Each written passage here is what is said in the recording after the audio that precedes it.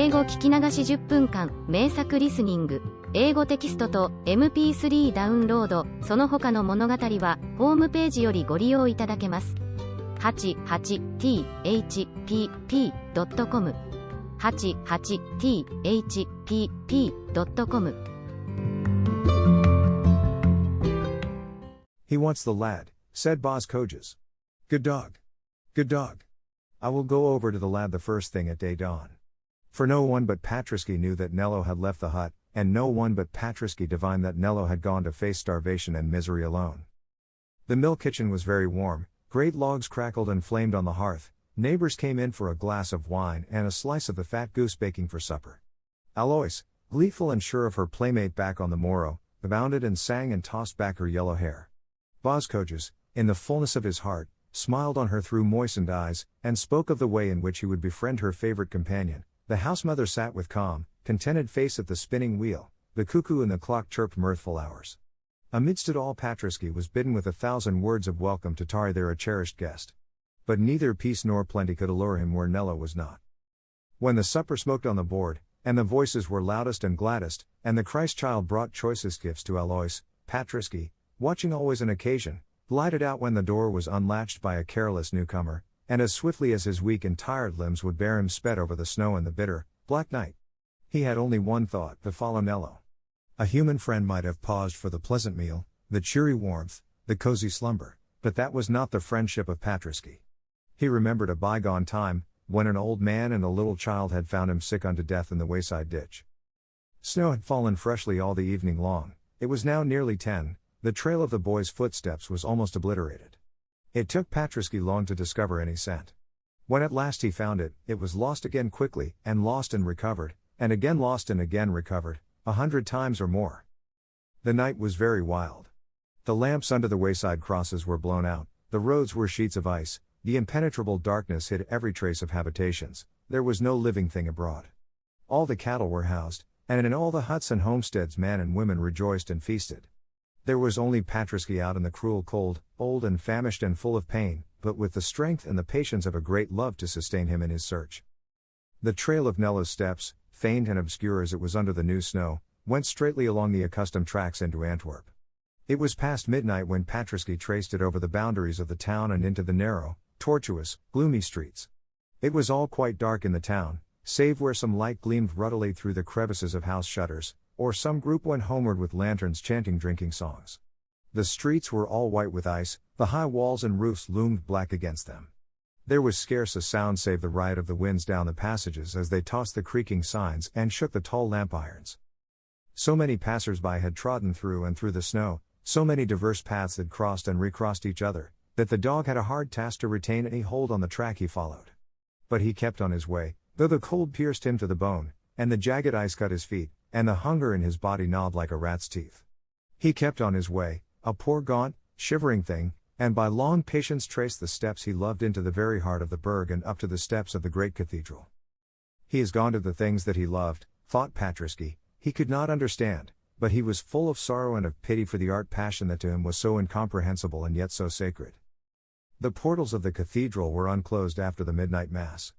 Some heedlessness in the custodians, too eager to go home and feast or sleep, or too drowsy to know whether they turned the keys aright, had left one of the doors unlocked.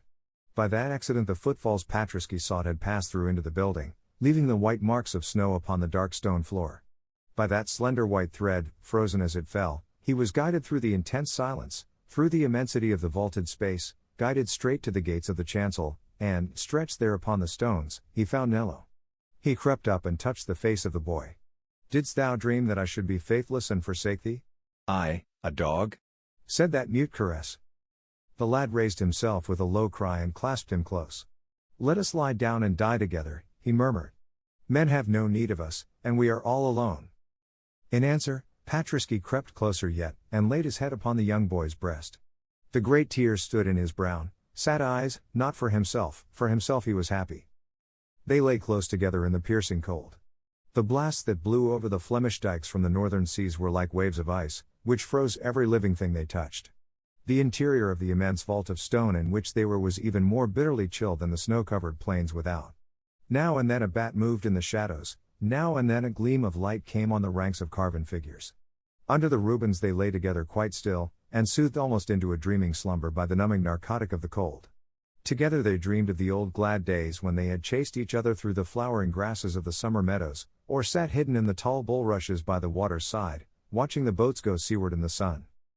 Suddenly through the darkness a great white radiance streamed through the vastness of the isles. The moon, that was at her height, had broken through the clouds, the snow had ceased to fall, the light reflected from the snow without was clear as the light of dawn.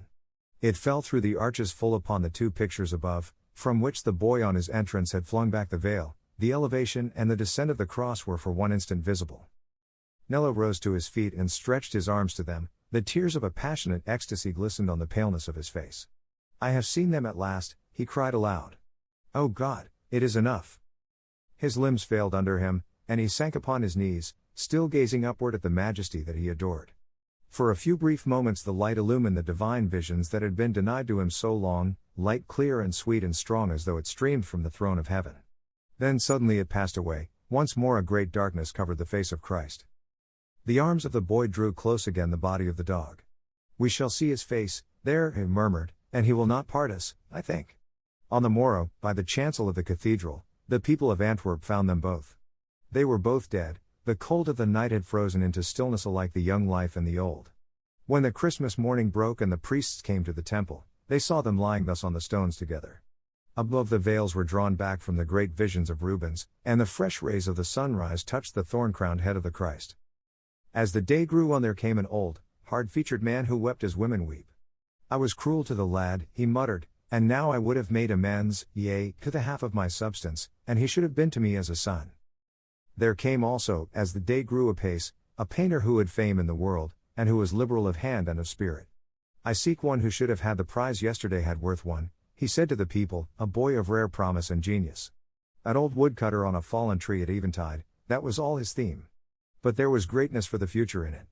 "I would fain find him, and take him with me and teach him art." And a little child with curling fair hair, sobbing bitterly as she clung to her father's arm, cried aloud, "Oh, Nello, come. We have all ready for thee. The Christ child's hands are full of gifts, and the old piper will play for us, and the mother says thou shalt stay by the hearth and burn nuts with us all the Noel week long, yes, even to the Feast of the Kings. And Patriski will be so happy. Oh, Nello, wake and come." But the young pale face, turned upward to the light of the great Rubens with a smile upon its mouth, answered them all, "It is too late." For the sweet, sonorous bells went ringing through the frost, and the sunlight shone upon the plains of snow, and the populace trooped gay and glad through the streets, but Nello and Patriski no more asked charity at their hands. All they needed now Antwerp gave unbidden. Death had been more pitiful to them than longer life would have been. It had taken the one in the loyalty of love, and the other in the innocence of faith, from a world which for love has no recompense and for faith no fulfillment. All their lives they had been together, and in their deaths they were not divided, for when they were found the arms of the boy were folded too closely around the dog to be severed without violence, and the people of their little village, contrite and ashamed, implored a special grace for them, and, making them one grave, laid them to rest there side by side, forever. 英語聞き流し10分間、名作リスニング。